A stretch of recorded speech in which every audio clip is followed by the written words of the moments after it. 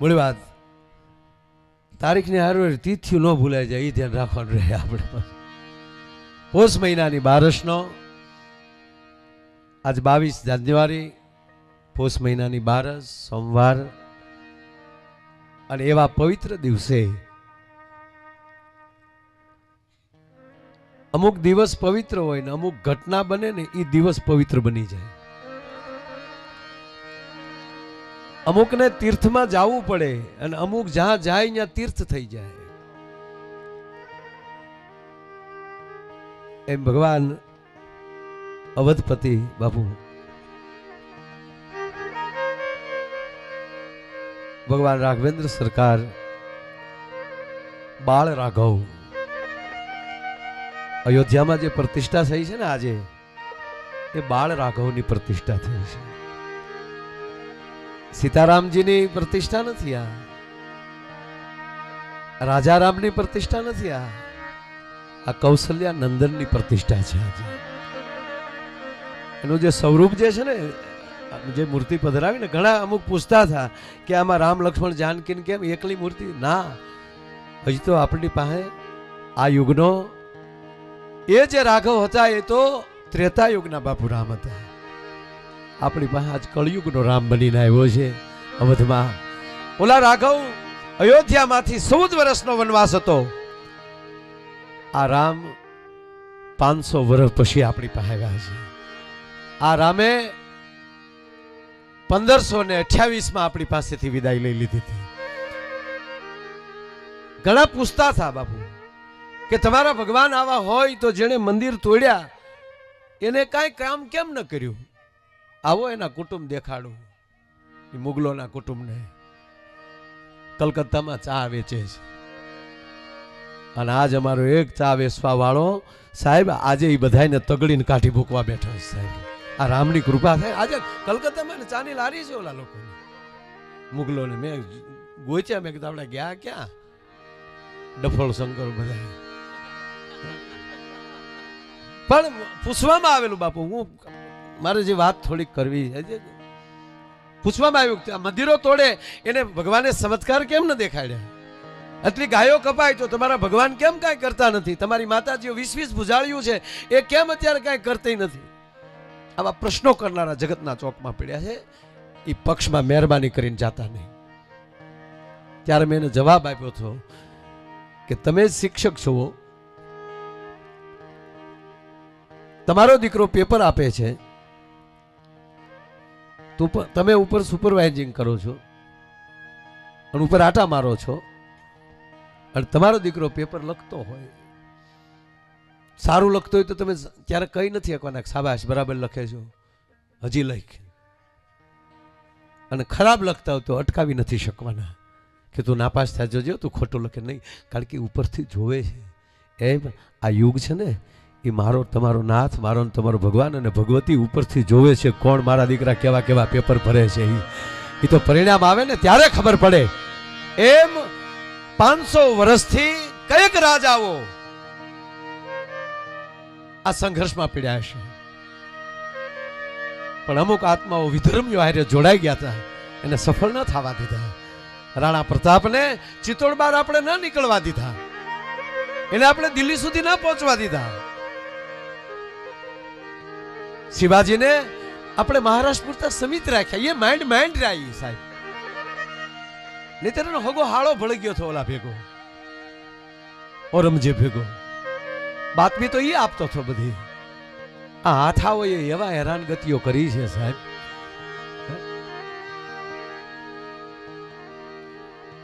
એટલા સંઘર્ષો પછી આ દેશમાં RSS ની સ્થાપના થાય. આ મારી સામે મિત્રો બધા બેઠા છે RSS ના યુવાનો. આજે કહેવાય ગયું કાર સેવકોના આત્માનું પણ તર્પણ હતું આજે સાહેબ. RSS ની સ્થાપના થાય, વિશ્વ હિન્દુ પરિષદની સ્થાપના થાય, એમાંની બજરંગ દળની સ્થાપના થાય. એમાં હું આજ યુવાનોને અને દીકરી દીકરાઓને બધાને કહું કે ઘર દીઠ એક આમાં જોડાઈ જાજો. કોઈ RSS માં ઘર દીઠ એક માણસ હોવો જોઈએ, એક યુવાન, એક છોકરો. જેવી રીતે અત્યારે ઓલું યુદ્ધ ક્યાં હાલે છે? ઇઝરાયલ. ઇઝરાયલ કેવડો દેશ છે? આખા દેશની વસ્તી, ઇઝરાયલના આખા દેશની વસ્તી 85 લાખની છે. કેટલી છે? એટલી મને ખબર છે, કરોડની આજુબાજુનું કહે છે, પૂરી કરોડ તો નથી જેમ, બરાબર? તો 2-3 મહિનાથી એની હામાં ફરતા 4 દેશ લડે છે ને હા નથી દેતું કોઈને. શું કામ? એની દીકરીઓને મિલિટરીની તાલીમ છે સાહેબ. એ છે 85 લાખ, પણ હોય 100% છે. આપણે છીએ અહીંયા 80% વસ્તી આપણી. 130 કરોડ છે. એમાં આપણે હિન્દુ કેટલા? આ પ્રતિષ્ઠા કરવાની જરૂર છે. આ પ્રતિષ્ઠા જે થઈ છે ને, એમાં એક છોકરો, એક ઘરમાં એક વ્યક્તિ પરિષદમાં હોવો જોઈએ, એક છોકરો RSSમાં હોવો જોઈએ, બજરંગ દળમાં હોવો જોઈએ. આજે મૂળ વાત એટલા. ભાઈ ઘડીક ચા મૂકી દે ગોરધન, પછી ગોરધન ઊંચો કરીશું આપણે ટસલી આંગળીએ.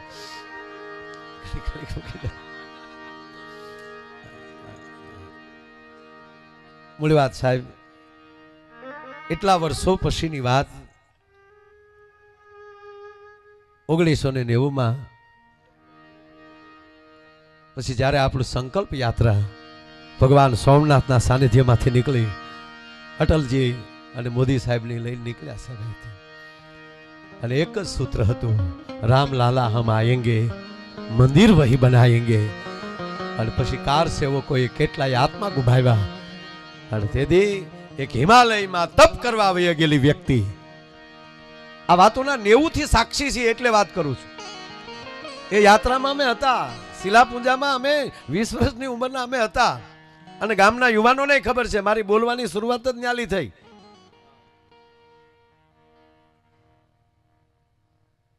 ત્યારે બધા કહેતા કે છોકરો બોલે બહુ સારું,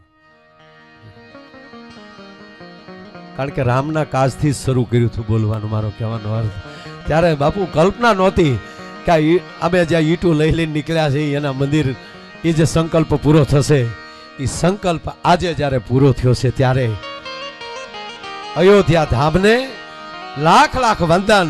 અને હવે તો એક જ વાત, ઘર ઘર રામ અને ગામ ગામ અયોધ્યા સાહેબ. આપણું ઘર ઘર રામ, ગામ ગામ અયોધ્યા આજે બની છે.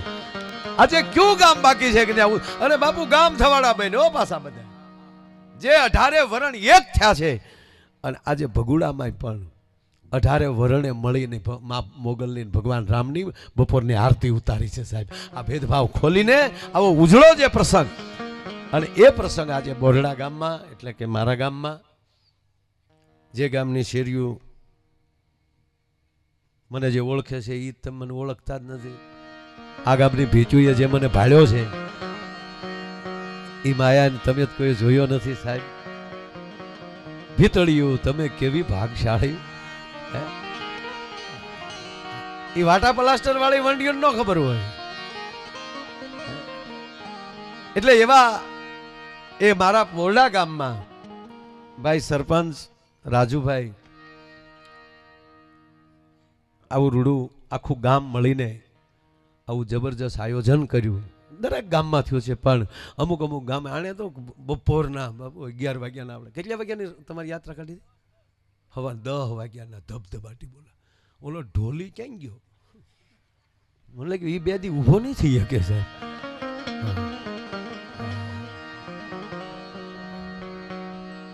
અને આને કીધું ને આપણે પોપટભાઈ કે ગામના સાહેબ, દિવાળીમાં ઘરે ઘરે જઈને મીઠાઈ તો આપી, પણ અમુક પરિવારમાં કપડાની વ્યવસ્થા નથી. કપડાથી લઈ અને રોકડ રકમ કેટલા ઘરોમાં આપ્યા ભાઈ? ત્યાં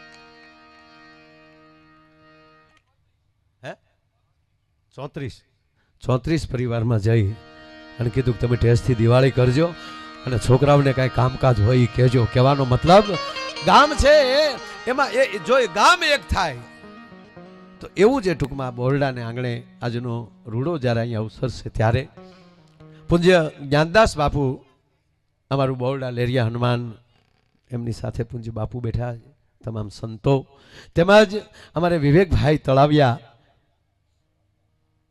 આપણો વિભાગ પ્રચારક, એની અહીં ઉપસ્થિતિ છે આપણે RSSની રાષ્ટ્રીય સેવા સંઘ તેમજ ભાઈ શ્રી વિવેકભાઈથી લઈ અને મારે વિપુલભાઈ બે વિપુલભાઈ છે જિલ્લા વિશ્વ હિન્દુ પરિષદ એમના પ્રમુખ છે પોતે. એમ જ ભાઈ શ્રી મેહુલભાઈ ત્રિવેદી એમની પણ અહીંયા હાજરી છે. મેહુલભાઈનો પણ અમે અહીંથી હાર્દિક સ્વાગત કરીએ છીએ. તેમજ ભાઈ શ્રી મારા સ્નેહી એવા પ્રવીણભાઈ ગજેરા, તેમજ અમારે વાસુભાઈ મહુવાથી, તેમજ ભાઈ શ્રી ભાવેશભાઈ અમારે હળિયા એ પણ તાલુકા સંયોજક છે. એવા જ મહેશભાઈ પરમાર વિશ્વ હિન્દુ પરિષદ સાવરકુંડલા ભાવનગરથી ભાઈ શ્રી દીપકભાઈ, ચેતનભાઈ, વિપુલભાઈ, અમારે નારાયણભાઈ મોરી, તેમજ અમારા નવા નકોર તાલુકા પ્રમુખ રાણાભાઈ ભાજપમાં સાહેબ બહુ કામ કર્યું હોય, માણસ જૂના કાર્યકર, અને આખરે એમને પણ આ તાલુકા પંચાયતના પ્રમુખની જવાબદારી આપી છે. એમને પણ તાળીઓથી વધાવો. અમારા તળાજાનું બધા ગૌરવ છે. અમારે ભોજુભાઈ ઘાણાથી, હામળાભાઈ કોંડવી સરપંચ, કોઈ ના આવે કોઈ નામ રહી જતા હોય, મંચ ઉપર અમારા બેઠેલા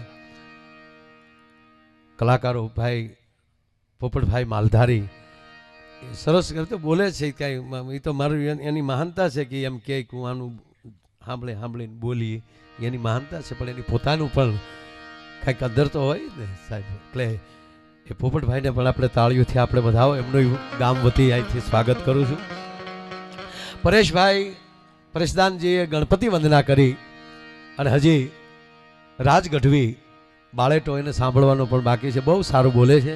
અમારા આખી સંગીતની ટીમ અને આ સરસ મજાના માયક, અને એ સાહિત્ય શીખ્યો છે. મેં તું માયક ને સાહિત્ય બે રાખી તો ભાડે કોણ લઈ જાય?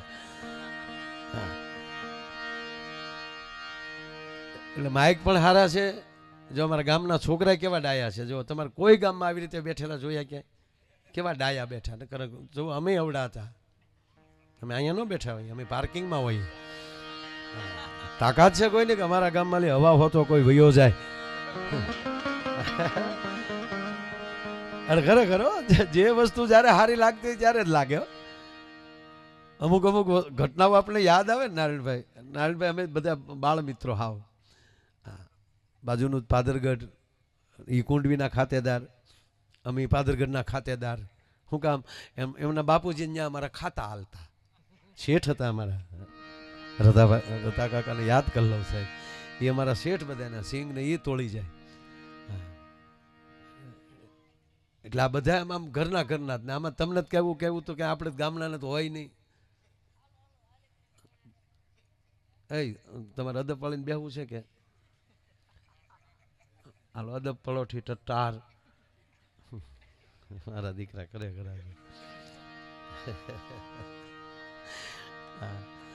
ખરેખર છોકરા જોઈ ને એટલે ગામની ખબર પડી જાય. ગામના બમ્પ ઉપેલી ગામની ખબર પડી જાય. બમ્પ ઉપેલી ખબર પડી જાય કે આ ગામમાં અજોડાય કેવી છે.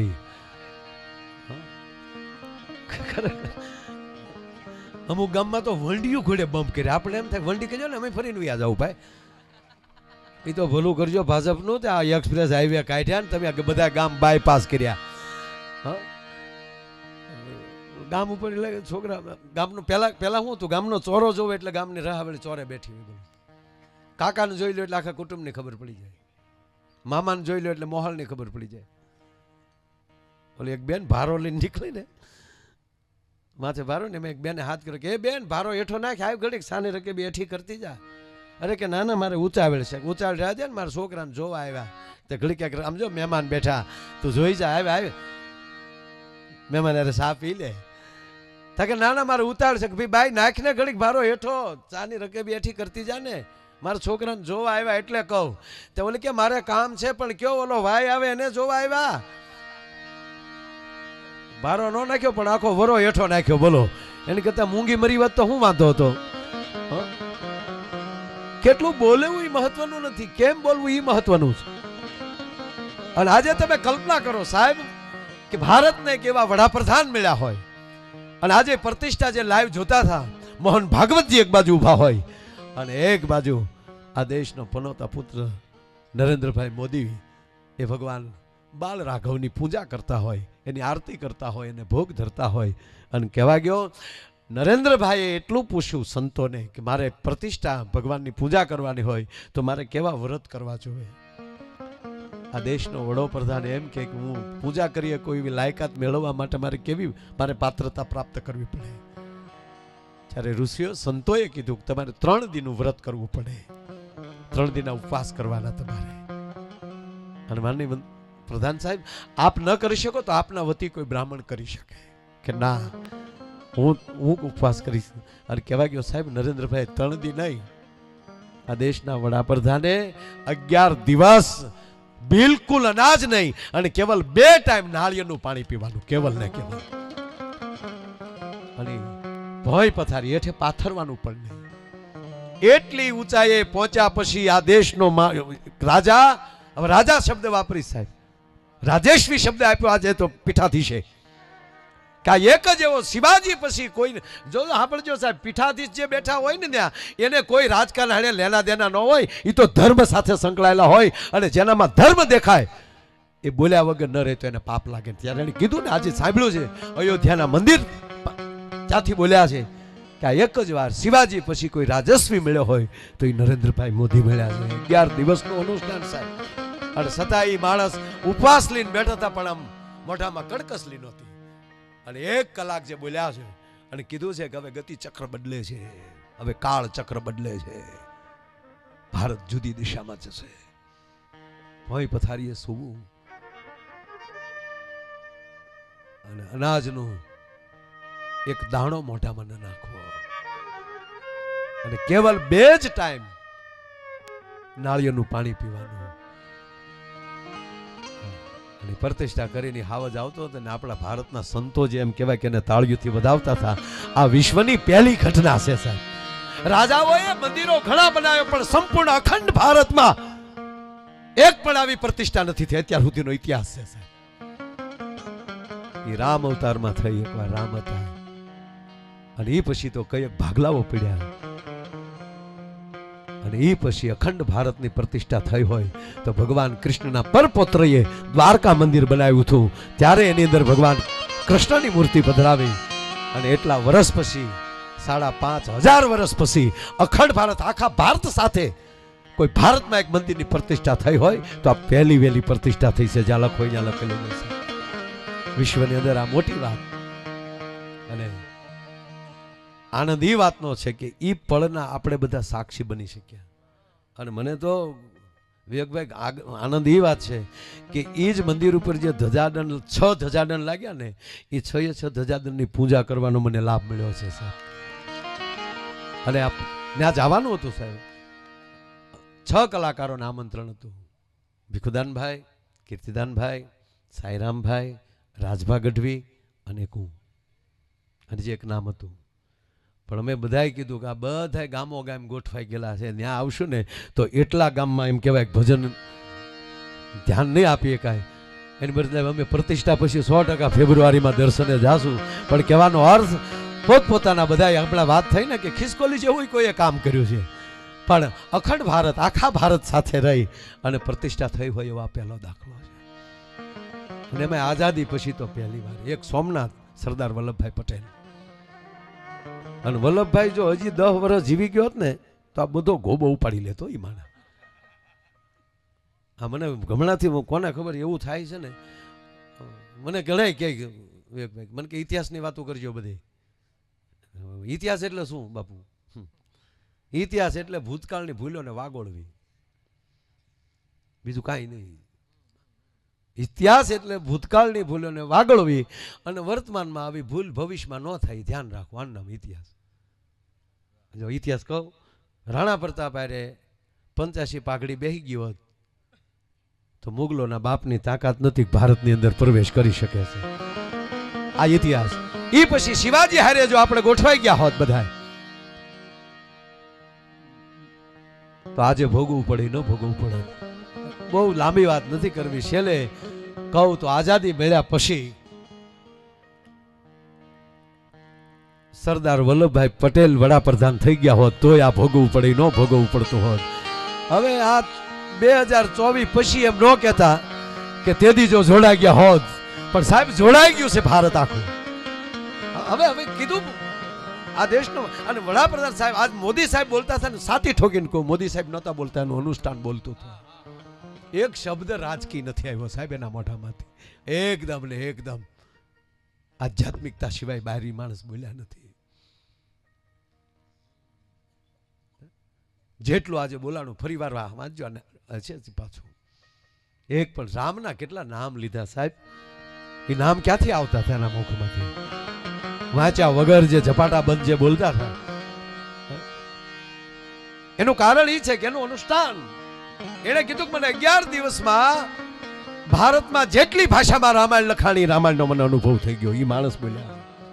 અને અત્યારે હજી હું અત્યારે અહીં બોલું છું તો એ એમાંથી હું બહાર નથી નીકળી શક્યો. હજી મારું ચિત્ત એમાં છે. તેનો અર્થ એ થયો કે હવે એનું ચિત્ત એમાં છે, એ એમાંથી આ બોલાઈ રહ્યું છે, બીજું કાંઈ બોલાઈ નથી રહ્યું છે. અને એવે જ ટાણે અમારે બોરડામાં 5 મંદિર બાપુ તૈયાર થઈ ગયા છે. એના ટૂંકા ગાળામાં સારું સોગડિયું જઈને એ પ્રતિષ્ઠા લેવું. તેથી તમે જોવો તો ખરા 5 દી ધુબાકો કરવો છે આ ગામમાં. એમાં કાંઈ ઘટે નહીં સાહેબ. એટલે આજનો અવસર જ જુદો છે. આ 22 તારીખ અને પોષ મહિનાની 12 એ ઇતિહાસના ચોપડામાં રાણાભાઈ લખાય ને આમાં જેટલા હતા એ બધા જેવી રીતે રામાયણમાં વર્ષો પછી અત્યારે જે પાત્રો હતા એના નામ લેવાય, એમ વર્ષો પછી, હજારો વર્ષ પછી આની આ વાત પાછી થવાની છે. તોડ્યા બાબરને એને નથી ભૂલતા તો જોડ્યા એને કોણ ભૂલી શકવાનું છે? તમે કલ્પના કરો. હવે બાબર આવ્યું છું ત્યાં બહારથી 4 વર્ષ એ ભારતમાં રાજ કર્યું. 4 વર્ષમાં મારા દીકરા કેટલા મંદિરના ગોબા ઉપર લીધા બાબરે. 1526માં ગાદીએ બેઠો, 28માં આ કામ કર્યું. એને ઢાસો બનાવતો ગયો. અને અત્યારની પરિસ્થિતિ સાહેબ, હું તો એ જ થાય પોપટભાઈ, આ ધજાવું નથી મળતી હોય ક્યારે?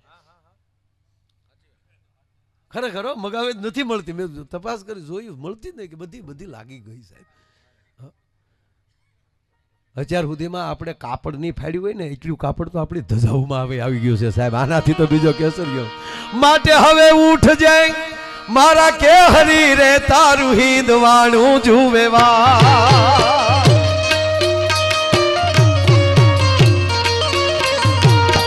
પણ ઉઠ જાય રે મારા કે હરી રે તારું હિંદવાણું જુવે વાટ રે તારું હિંદવાણું જુવેવા.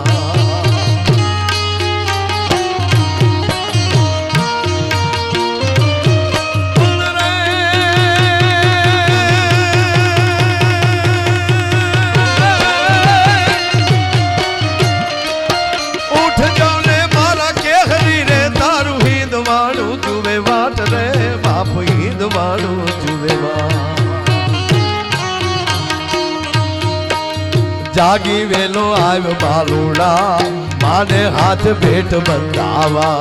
શિવાજીને નીંદરું નાવે, માતા જીજાબાઈ ઝુલાવે.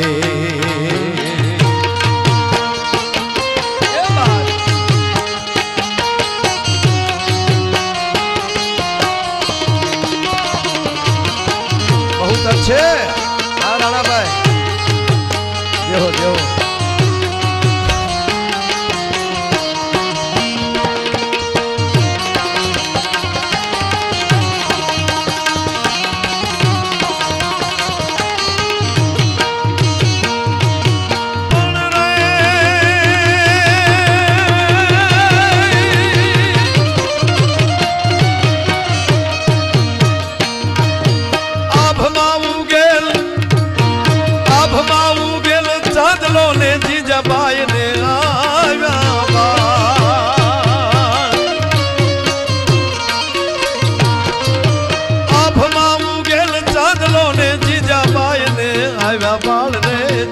બાયને ગાગમાં બાલુડાની માત હિચોલે, ધણણ ડુંગરા ડોલે. શિવાજીને નીંદરું નાવે, માતા જીજાબાઈ ઝુલાવે.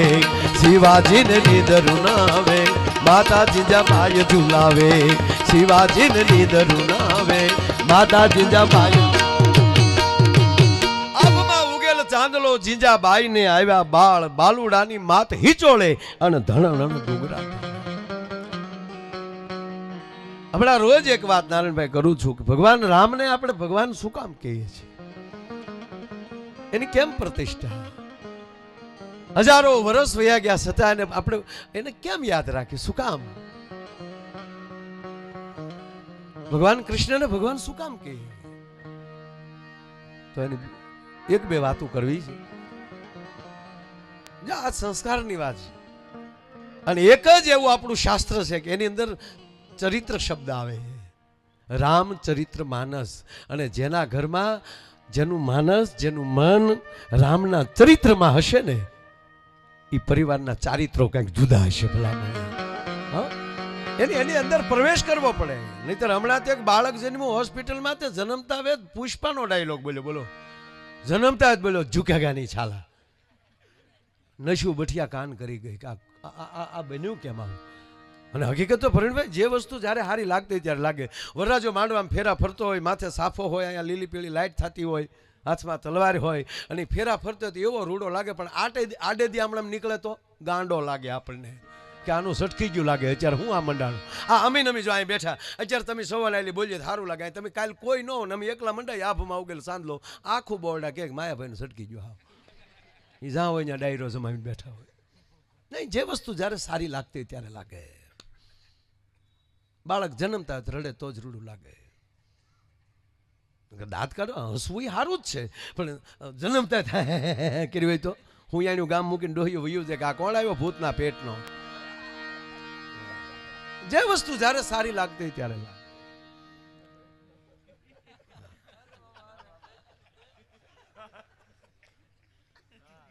ખોટી વાત છે લેતા. આ તો પુષ્પાનો ડાયલોગ બોલ્યો, ઝુકેગા નહીં. ત્રાહો આમ થઈને મેં નથી જોયું કે ફિલ્મ. મને કોકે કીધું, વર્ણન કર્યું, મેં કહ્યું એમાં શું જોયું? આખી ફિલ્મમાં ત્રાહો આવ્યો એને જોવા જવાનો આપણે? કંઈક સીધો હોય તો ઠીક, આખો એનું એલામેન્ટ ઉતરી ગયેલું છે, એના બે ટાયર ત્રાહા હાલે છે, ઘેરું થઈ ગયેલો છે હાવ. એવી વાત મેં કીધું કોકે, મને કે એવું છે હાવ એમાં, બાકી કાંઈ છે નહીં, હાલે. છોકરો બોલ્યો ને ઝુકે જન્મતા, એ તો વધારે બોલતો હતો. પણ પછી સંશોધન કર્યું ત્યારે જાણવા મળ્યું કે આ છોકરો પેટમાં હતો ને ત્યારે એની માએ 45 વાર પુષ્પા જોયું હતું. તો પછી એ જ બોલે કે બીજું કાંઈ બોલે? હે સાહેબ, ભગવાનને આખા પરિવારની પ્રતિષ્ઠા કેમ? રામ લક્ષ્મણ જાનકી જય બોલો હનુમાન કી. અને ભરત અને શત્રુઘ્નને શું કામ યાદ કરીએ આપણે? ભગવાન કૃષ્ણને શું કામ યાદ કરીએ? તો એક પહેલું કહું એક ભાઈ કે જેના હાથમાં સુદર્શન ચક્ર હોય, બ્રહ્માંડને ઉડાડી નાખવાની જેનામાં તાકાત હોય, છતાં હો ગાળ્યું શિશુપાલની સાંભળવાની જેનામાં તેવડ હોય ને, એ સહન શક્તિ હોય, એ કૃષ્ણ નજીક જઈ શકે. બે કોથળી પીને નીકળી જાય રોડે, આવજો જોઈ લેવું, ઘર ભેગું થા. ભગવાન રામ ભગવાન શું કામ કહે કે જગદંબા જગતજનની જાનકી એની અર્ધાંગનાનું હરણ થાય, છતાં રાવણ પાસે 3 જણાને સમાધાન માટે મોકલે. આ મોટાનો વિવેક. અને જેણે જેણે જેવડા જેવડા હોય એવું કામ. હમણાં વાત કરી ને, સબરી પાસે જાય, ક્યાં એક સેવાડામાં જીવનારી. તો મારો પ્રભુ જો સેવાડાના માણસને મળવા જતા હોય તો હું તમે કઈ વાડીના મૂળા ભલામણા કે સેવાડાથી આગા રહી શકો? તાકાત ખોટી